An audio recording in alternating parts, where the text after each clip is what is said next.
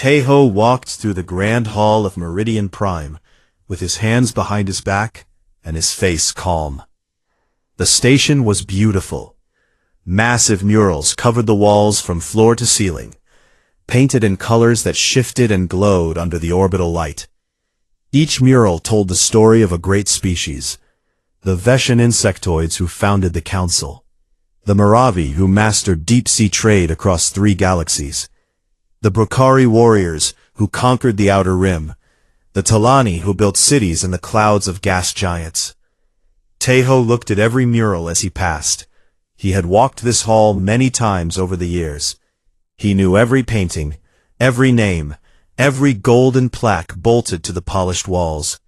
And he knew, just as he had always known, that humanity was not on any of them.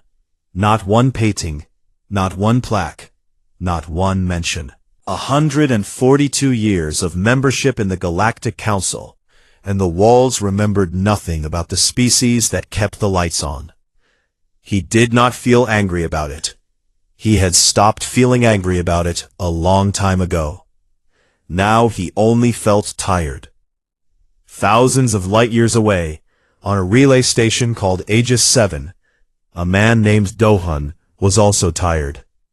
He had slept 4 hours in the last 2 days. His fingers ached from calibrating alignment sensors inside the hyperspace corridor that connected the Moravi homeworld to the trade hub at Sector 6. It was delicate work. One wrong number, and the corridor would drift, adding hours to every transit. Millions of tons of trade goods moved through this corridor every single day. Billions of credits depended on the math being right. Dohun made sure the math was right. He always did. A Moravi trade official passed behind him while he worked.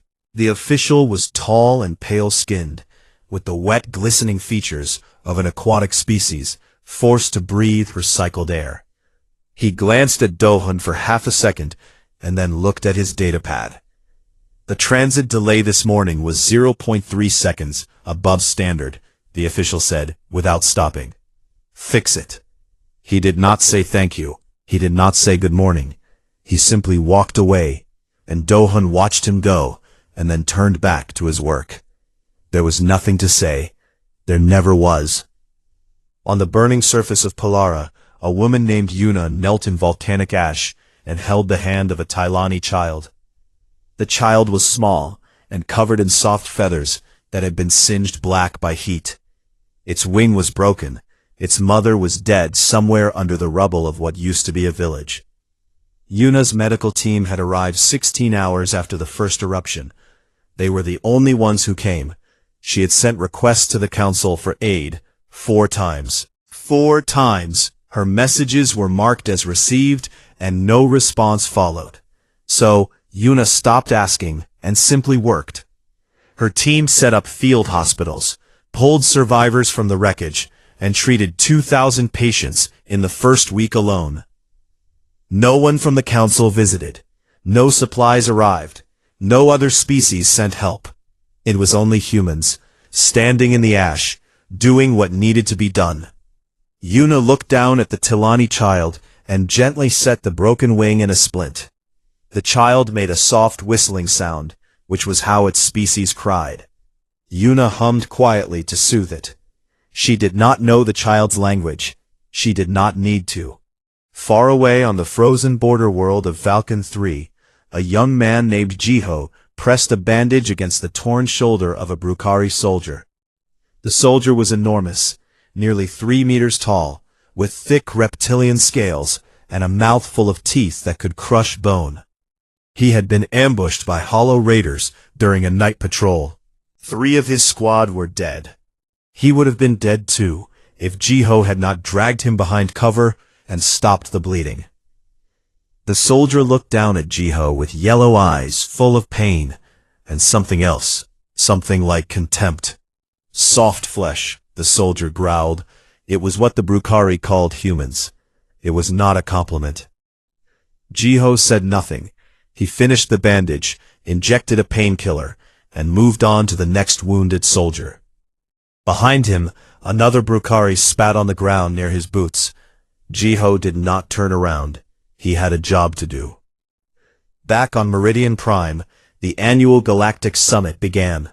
Prelate Domara, the head of the Galactic Council, stood at the center of the Great Assembly Chamber and spread his forearms wide. He was Veshan, tall and angular, with a hard exoskeleton that clicked when he moved. His voice carried across the chamber like the sound of stones grinding together. "We gather to celebrate the pillars of our civilization," Domara said. "The species that built this galaxy.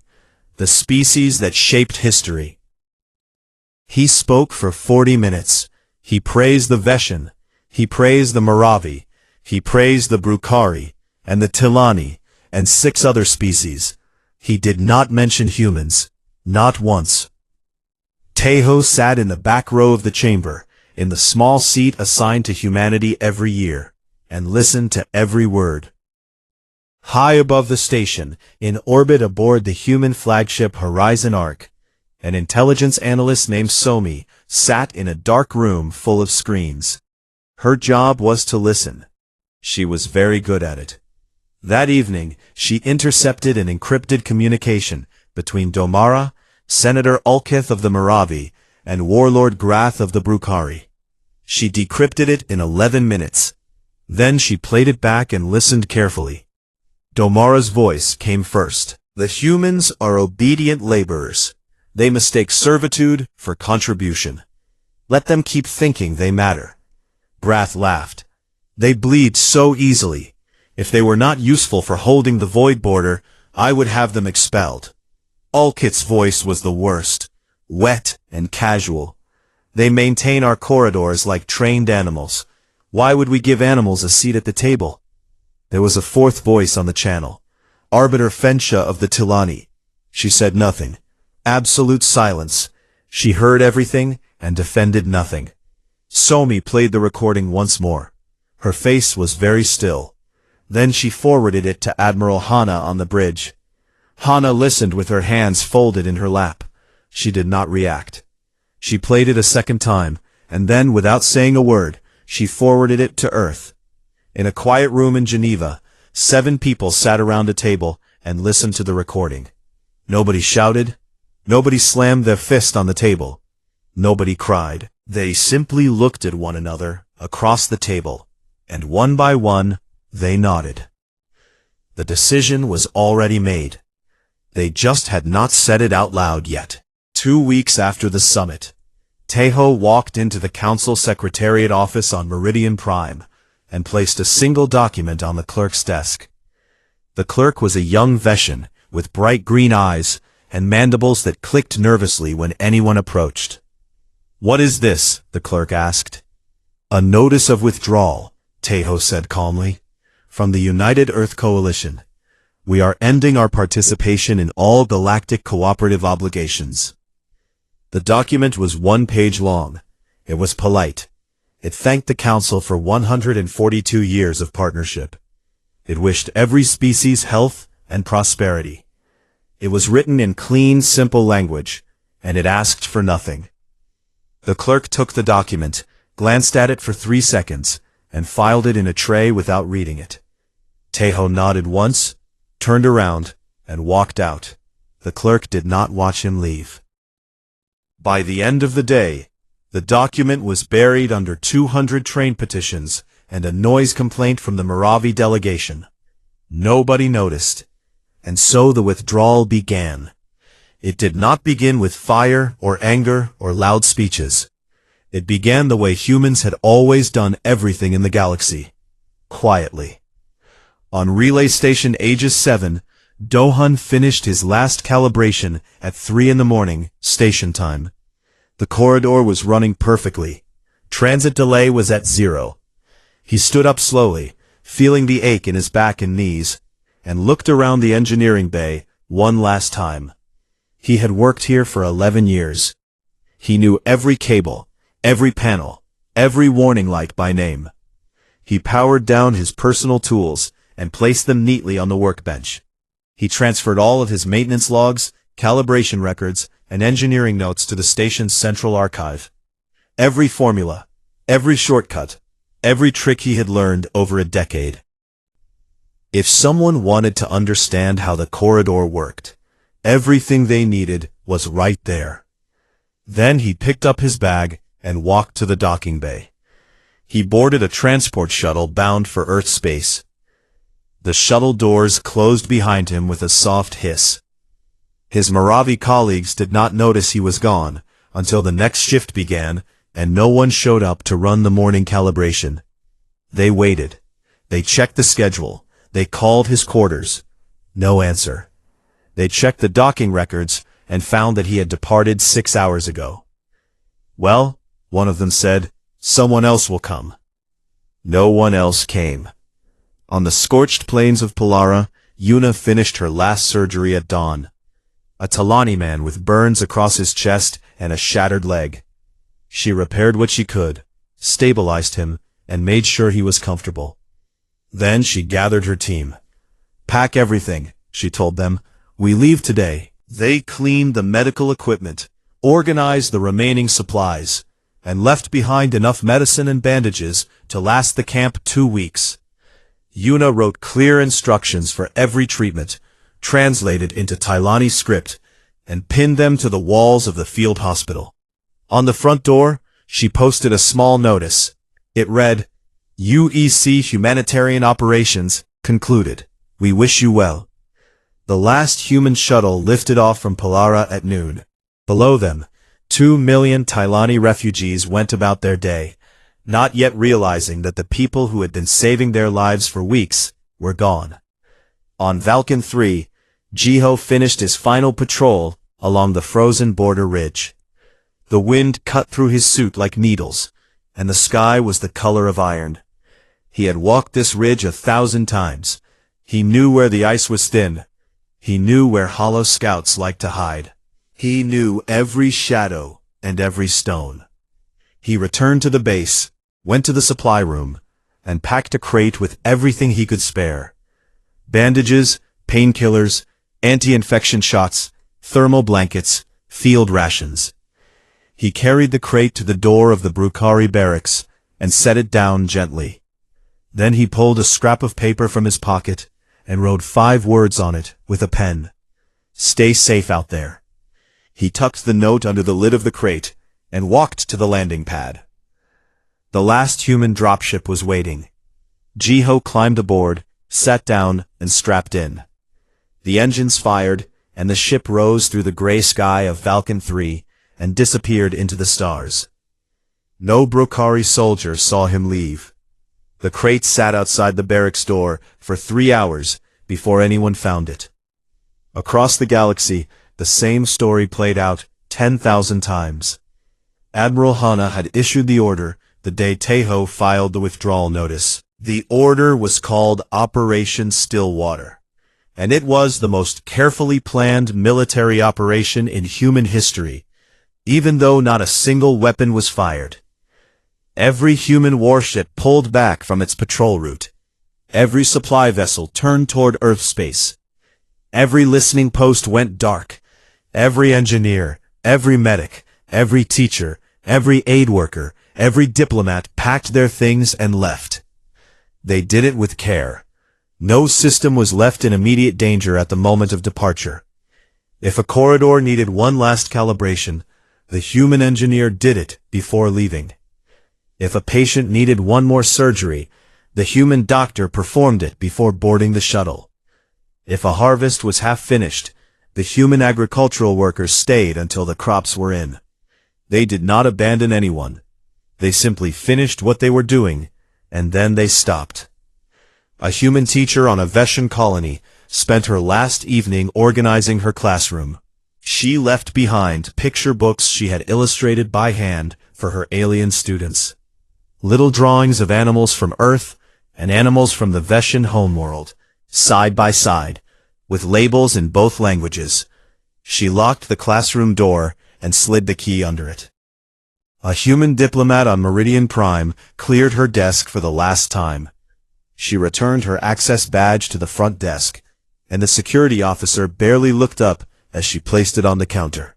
She walked through the grand hall one final time, slowly, looking at the murals. She stopped at the empty wall between the Mojave mural and the Tilani mural. There was space there. There had always been space there. It had never been filled. She looked at the blank wall for a long time, and then she walked out through the main doors and did not look back. Arbiter Fensha was the first council member to sense that something was wrong. She had tried to send a message to Tejo 3 times that week. She walked to the human delegation's offices on the diplomatic level and found them dark and empty. The nameplates had been removed from the doors. The desks had been cleared. Nothing was left behind except the clean smell of a room that had been carefully tidied before being abandoned. Fensha stood in the doorway and felt a cold feeling spread through her chest. She went directly to Prelate Domara's office and told him that the human delegation had left the station. Domara was reading something on his datapad. He did not look up. "Good," he said, his mandibles clicking softly. "Less noise in the chamber. Inform me if something important happens." Fensha opened her mouth to speak, but no words came out. She closed it again. She left his office and walked back to her own quarters, and for a long time she sat alone in the dark and listened to the hum of the station around her. Somewhere in that hum, she thought she could hear a sound that had always been there, but she had never paid attention to before. The sound of human hands keeping everything running. Now those hands were gone, and the station hummed on, for now, like a heart that did not yet know it had been cut off from the body that fed it. The first thing to break was the corridor at Aegis 7. It happened 3 weeks after Doan left. A small error in the alignment sensors went unnoticed for 2 days because no one ran the morning calibration. By the time a Mojave technician discovered the problem, the corridor had drifted badly. Transit time between the Mojave homeworld and the Sector 6 trade hub jumped from 4 hours to 19. 19 hours. It does not sound like much, but the galaxy ran on speed. Trade convoys carrying fresh food, medicine, and fuel were designed to arrive within windows of hours, not days. Suddenly those windows were broken. Perishable goods rotted in cargo holds. Ships stacked up at relay points, waiting for corridor access that never stabilized. The Mojave economy, which depended on fast transit more than any other species, began to bleed money. Senator Ulkif stood in the council chamber and demanded action. "Fix the human machines," he said, his wet voice sharp with panic. "Send engineers. Send anyone." The council dispatched a team of Veshan engineers to Aegis 7. They were among the best the Veshan had. They arrived, opened the calibration panels, and stared at the systems inside.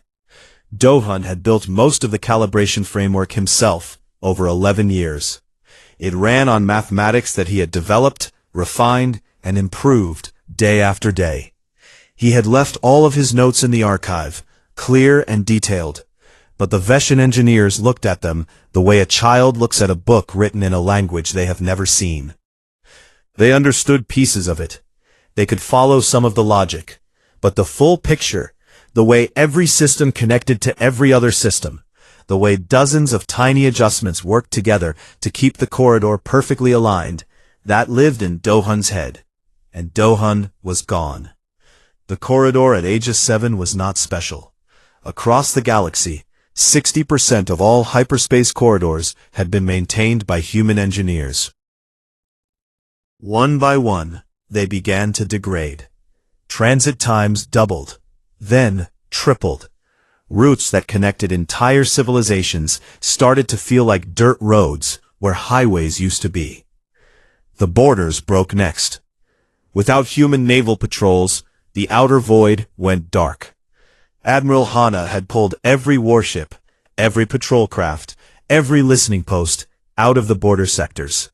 For decades, human ships had been the wall between civilized space and the hollow, the pirate coalition that lived in the black emptiness beyond the rim. The hollow had always been there, pressing, testing, probing for weakness. And for decades they had found none, because human captains and crews held the line in freezing, lightless sectors that no other species wanted to touch. Now, the line was gone. The Hollow noticed within days. Their scouts slipped through unguarded corridors and sent word back to their fleet commanders. Within 2 weeks, raiding parties poured into frontier space like water through a broken dam. Vulcan 3 was hit first, the same frozen world where Jiho had served. The Brukari garrison fought hard. They were warriors, born and bred for combat. But they had always depended on human intelligence networks to warn them of incoming attacks, and human logistics to keep them supplied. Without that support, they were strong but blind. The Hollow Raiders hit 3 settlements before the Brukari even knew they were under attack. Warlord Grath sent reinforcements from the Brukari homeworld. His warships were powerful, but they were slow, and the coordination that human officers had once provided was gone. By the time his fleet arrived at Vulcan 3, 3 settlements had been burned to the ground. 1,200 Brukari civilians were dead. Graf stood on the bridge of his flagship and read the damage reports. He did not roar. He did not slam his fist against the console. He simply stood there, very still, and stared at the numbers. Somewhere in the back of his mind, he heard the echo of his own voice, laughing on a private call. They bleed so easily. Now his people were the ones bleeding. On Polara, the volcanoes erupted again. Massive aftershocks tore open new fissures in the planet's crust, and 500,000 more Tylani were driven from their homes. They fled to the plains where Yuna's field hospital had stood, expecting help. They found an empty camp.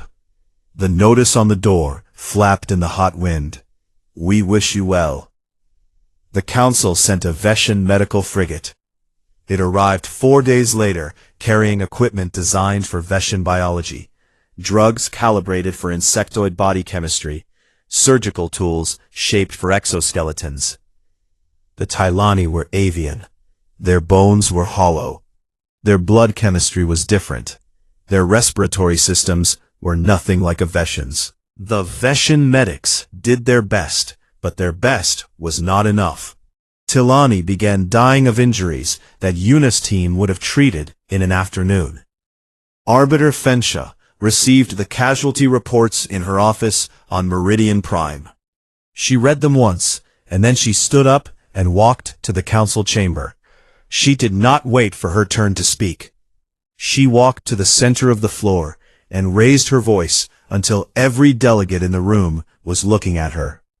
"How did we let this happen?" she demanded.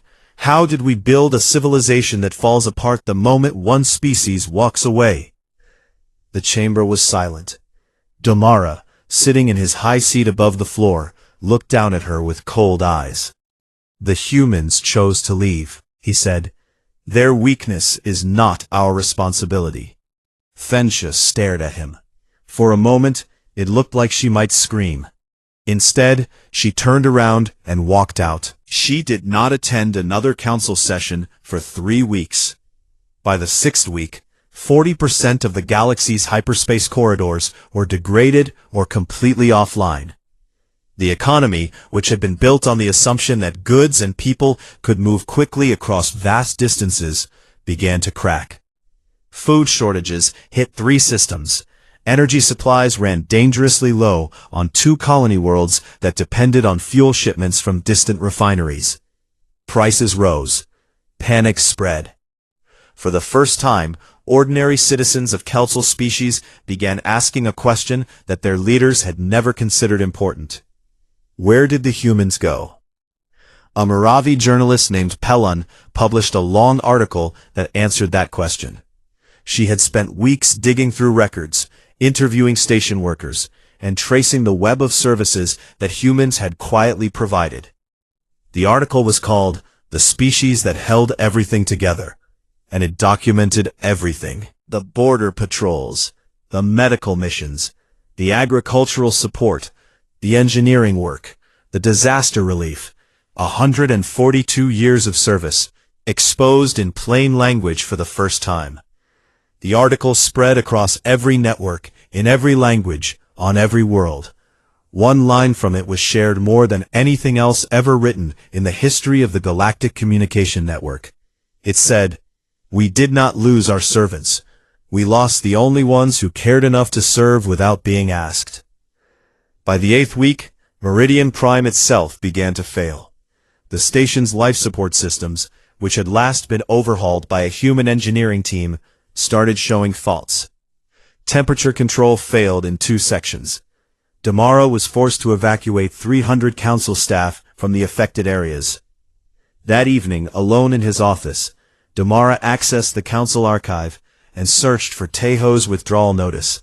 It took him 10 minutes to find it. It had been buried under hundreds of unread files. He opened it and read it. 1 page. Clean, simple language. No anger, no accusations, no list of grievances. It thanked the council for the partnership. It wished everyone well. It said goodbye. Damara read it 3 times. He sat back in his chair and placed his 4 hands flat on the desk. They were shaking. Not with anger. Prelate Damara had been angry many times in his life, and he knew what anger felt like. This was something different. This was something he had never felt before, and it took him a long time to recognize it. It was shame. He turned off his datapad and sat in the dark for a very long time, listening to the sound of his station slowly breaking around him. 3 months after the humans left, the Galactic Council was falling apart. Not from war or invasion, but from blame. Every session in the Great Chamber turned into shouting. Ulkith blamed Damara for driving the humans away. Graf blamed Ulkith for treating them like animals. Fensha blamed all of them, including herself. Smaller species, those who had always been quiet in the back rows, much like the humans, began forming a breakaway group. They demanded a formal apology to Earth. They demanded change. Damara faced a vote of no confidence. It was the first time in 400 years that such a vote had been called against a sitting prelate. The chamber was packed. Every delegate was present. The vote was close. Damara survived by a single vote. Fensha's. She voted to keep him, but she had a condition. She stood in the chamber after the vote and said it clearly, so everyone could hear. You will lead a delegation to Earth. You will go in person. You will ask them to come back. And you will do it with honesty. Or I will call this vote again, and next time, I will vote the other way. Damara agreed. He had no choice. The delegation was assembled quickly. 4 leaders, 4 species, Damara for the Veshan, Ulkith for the Moravi, Fensha for the Tilani, Grath for the Brukari. They boarded a council flagship and set course for Earth's solar system. The journey was supposed to take 6 hours through the main hyperspace corridor. It took 11 days. The corridor had degraded so badly that the ship had to drop out of hyperspace 3 times and recalculate its route. 11 days of sitting in a ship together, 4 leaders who could barely look at one another, traveling through a broken galaxy to beg for help from the people they had broken it by ignoring. Nobody spoke much during those 11 days. Ulkith stayed in his quarters. Grath stood in the observation deck and stared at the stars, arms crossed, jaw tight. Fensha read reports about the ongoing crisis on Palara, and quietly wiped her eyes when she thought no one was watching. Damara sat in the command cabin and went through the archive of council records, reading for the first time every report that humanity had ever filed, every aid mission, every engineering project, every border patrol, every request for recognition that had been filed and ignored, every seat assignment that put the human ambassador in the back row. He read for 11 days, and by the time the ship reached Earth's solar system, he had read enough to understand the size of what they had done. The ship crossed Earth's orbital boundary and was met by a single human corvette. A small ship, no weapons charged, no threatening formations, just one little vessel sitting in the darkness of space. It transmitted a short message. You are welcome to visit. Ambassador Tejo will receive you on the surface. Please follow the escort to Seoul Landing Port. The Council flagship followed the Corvette down through Earth's atmosphere. The four leaders looked out the windows and saw something they did not expect. Green forests stretching to every horizon. Clean rivers winding through valleys. Cities that were beautiful but not massive, built in harmony with the landscape around them. Children running in parks. People walking under trees. No military parades. No show of strength. No walls or weapons pointed at the sky. Earth was peaceful. Earth was happy. Earth did not need the galaxy. It never had. They landed in Seoul and were taken to a simple building near the center of the city. Not a palace, not a fortress. Just a building with clean windows and wooden doors. Inside there was a room with a wooden table and chairs. On the table there was a pot of tea. He stood when they entered and bowed his head slightly. He looked the same as he always had. Calm, patient, a little tired. He gestured for them to sit, and they did. For a long moment, no one spoke. The tea steamed gently between them. Then Domara spoke first. He did not make excuses. He did not explain or justify. He recounted exactly what he had said on the intercepted communication. Every word. He admitted it. He owned it. And then he said something that every other delegate in the room would remember for the rest of their lives. We were fools, Domara said. Not because we lost your services. Because we never saw you. You were right in front of us for 142 years, and we looked through you like you were glass. Ulkith went next. His voice broke before he finished his first sentence. His species expressed shame through tears, and he could not stop them. Streams of salt water ran down his pale face as he spoke. The Moravi built our entire trade network on corridors your people maintained, he said. Your engineers worked through the night to keep our ships running on time, and we never once said thank you. Not once in 142 years. I called your people animals. I am the animal. Grath was next. He did not cry. He was Brukari. His people did not cry. But he did something that none of the others had ever seen a Brukari warlord do. He reached up and unclasped the rank insignia from his chest, a heavy metal emblem that represented his status, his honor, his identity as a warrior, and placed it on the wooden table in front of Tejo. Your medic on Valken 3, Grax said, his deep voice barely above a whisper. He saved 30 of my soldiers. One of my men spat at his feet, and he bandaged that man's wounds anyway. I called humans weak. I called them soft flesh. He paused and looked at the insignia on the table. He was stronger than any warrior I have ever commanded. I was the weak one. Fensha spoke last. She did not give a long speech. She simply looked at Tejo with red eyes and said, I was on that call. I heard them mock you. I heard every word, and I said nothing. I let it happen. Silence is not innocence. Silence is the worst sin of all. Tejo listened to each of them. He did not interrupt. He did not nod or shake his head. He simply listened, the way he had always listened, with his hands folded on the table and his eyes steady. When they were finished, the room was quiet for a long time. Then Tejo poured tea into 5 cups and pushed one toward each of them. We did not leave because we were angry, he said. His voice was soft and even. We left because we realized you would never see us until we were gone. He paused and looked at each of them in turn. And we were right.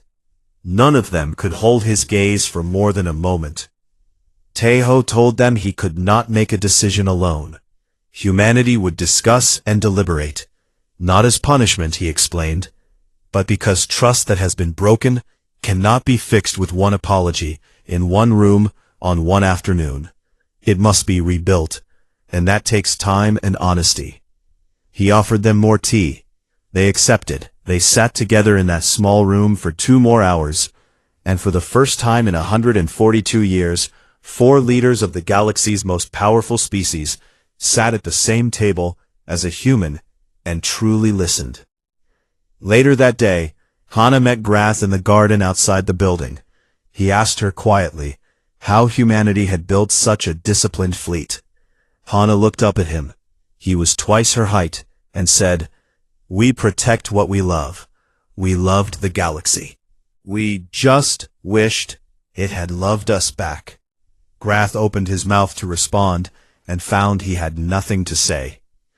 In another room, Yuna sat with Fensha and showed her the records. Every humanitarian mission humanity had ever run.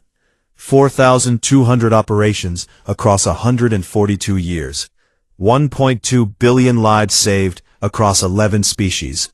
Pages and pages and pages of numbers. Fensha looked at the records for a long time. Then she whispered, "We never counted." Yuna smiled sadly. "We always did." The delegation left Earth the next day. They carried no agreement, no treaty, no promise. They carried only the memory of a simple room with a wooden table and a man who had every right to be furious, but chose instead to pour them tea. On the long journey back to Meridian Prime, Domara wrote a speech. When he finally stood before the full council and delivered it, it was the first time in the history of the Galactic Council that a prelate publicly apologized to another species. His voice did not shake. His words were simple. And when he was finished, the great chamber was silent, because for once there was nothing left to argue about. 1 year after the day Tejo placed a single sheet of paper on a clerk's desk and walked away, Earth sent its answer. It came as a live broadcast, transmitted to every system in Council space.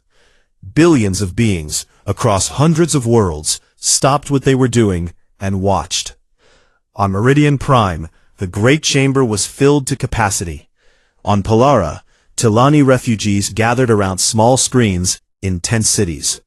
On Valkan 3, Brukari soldiers stood in rows in their barracks and looked up at the display. On Aegis 7, Moravi technicians put down their failing tools and listened. Tejo appeared on the screen. He was standing in the same simple room in Seoul where he had met the council delegation. Behind him was a window, and through it, the green hills outside the city were bright with morning sunlight. He wore no uniform, no ceremonial clothing, just a plain, dark suit. He began to speak. 1 year ago, humanity withdrew from the Galactic Council. We did not leave because we hated you. We left because after 142 years of service, we understood that you did not see us. We were your engineers, your medics, your soldiers, your teachers. We kept your corridors open, your borders safe, your people alive. And in return, we were given a seat in the back row and a silence that told us everything your words never did. He paused. Across the galaxy, no one moved. But something has changed in this past year. You came to our world. You sat at our table. You spoke honestly about what you had done and what you had failed to do. That was not easy, and we respect it. Tejo took a breath. Humanity will return to galactic cooperation. But we will not return as we were before.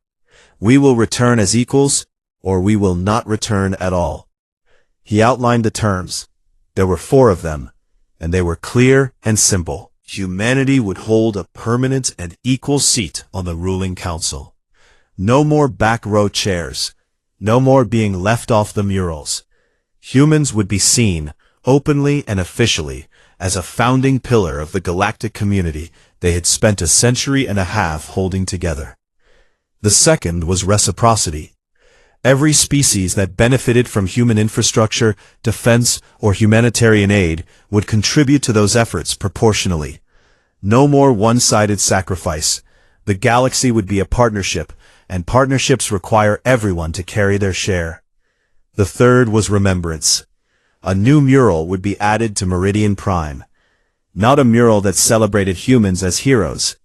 a mural that honored every species that had ever served the galaxy in silence. Humans would be first among them, but not the last. The galaxy was full of quiet workers who had never been thanked, and this would be for all of them. The fourth was accountability. An independent galactic ethics commission would be created to ensure that no species was ever treated as invisible again. It would be proposed and initially chaired by Arbiter Fensha, as an act of personal redemption.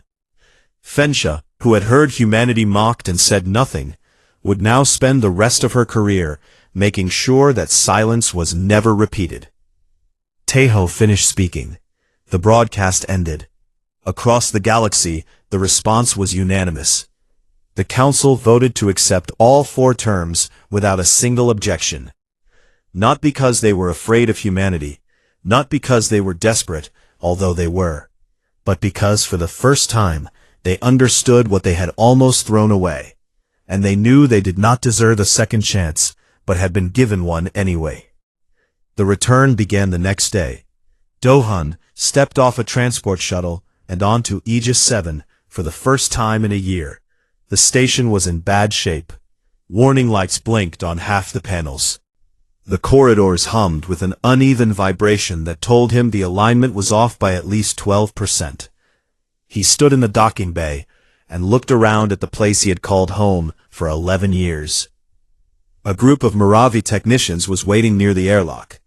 They looked tired and worn. They had been struggling with the systems for months, following his notes, trying to keep things running with tools and knowledge that were not enough. One of them stepped forward. Dohun recognized him. It was the same trade official who, a year ago, had walked past him without a word, and complained about a delay of 0.3 seconds. The official held out a cup. It was Moravi mineral tea, pale blue and steaming. The cup shook slightly in his hands. "Welcome home, engineer," he said. Dohun looked at the cup, then at the official, then at the row of tired technicians behind him. He took the cup and drank. The tea was bitter and strange, the way Moravi tea always was.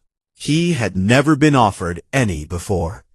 "Let me see what you have been dealing with," Dohun said, and he set down his bag and walked to the nearest calibration panel.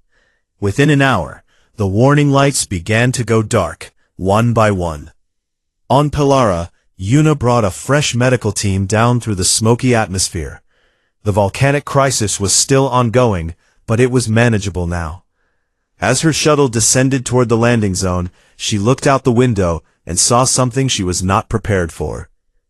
The Tylani refugees had built a memorial.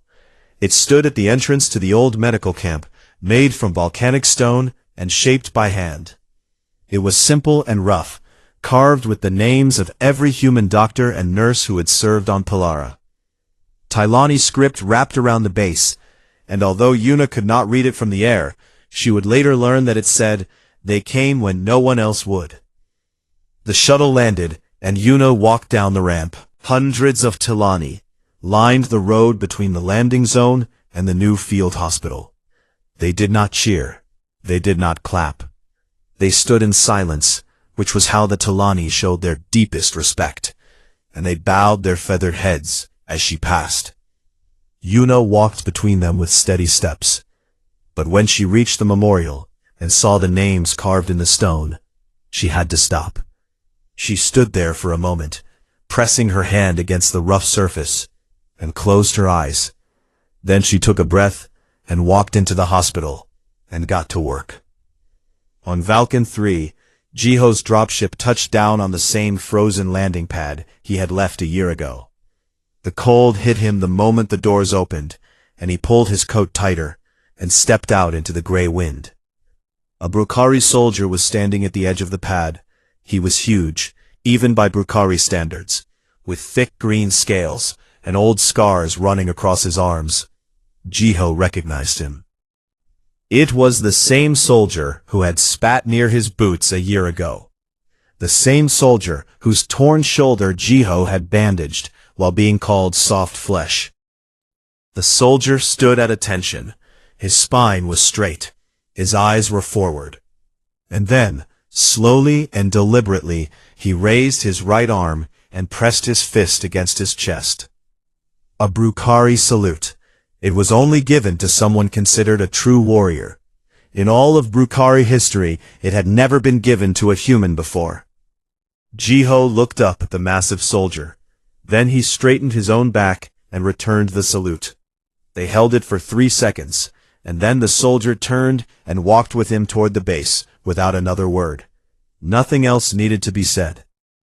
In the deep black of the outer void, Admiral Hana brought the Horizon Ark back to the border. The great carrier emerged from hyperspace at the edge of Sector 12, with its full battle group in formation. Within 48 hours, every Holo scout and raiding party in the region detected her fleet's signature on their sensors.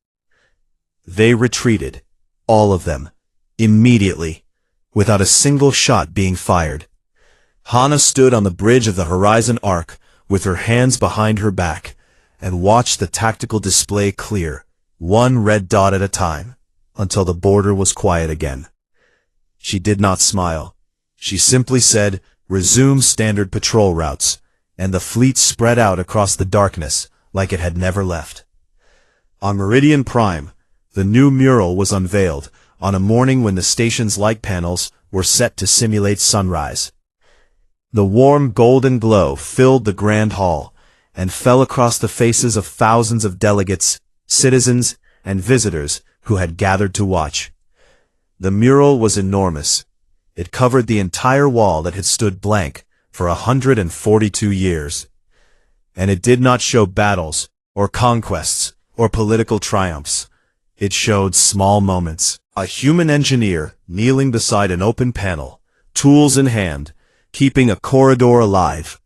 A human medic pressing a bandage against a wound on an alien body. A human teacher sitting on the floor with children of another species, reading from a picture book. A human soldier standing watch on a frozen ridge under a sky with no stars, guarding people who had never thanked him. At the center of the mural, written in every language of every council species, were 10 words. To those who served in silence, we see you now. Tejo stood in front of the mural. Domara stood beside him. Neither spoke. For the first time in 142 years, they did not need to. The silence between them was no longer empty. It was full. Somewhere in the crowd, near the back of the hall, Somi stood alone. She was the one who had intercepted the call that started everything. She was the one who had listened to the words that broke something open and set the galaxy on a path to this moment. She looked up at the mural. She looked at the engineer, and the medic, and the teacher, and the soldier. She looked at the words in the center. Then she smiled, just a little, and pulled out her communicator. She took a single photo and sent it to Earth with a one-line message. They finally noticed.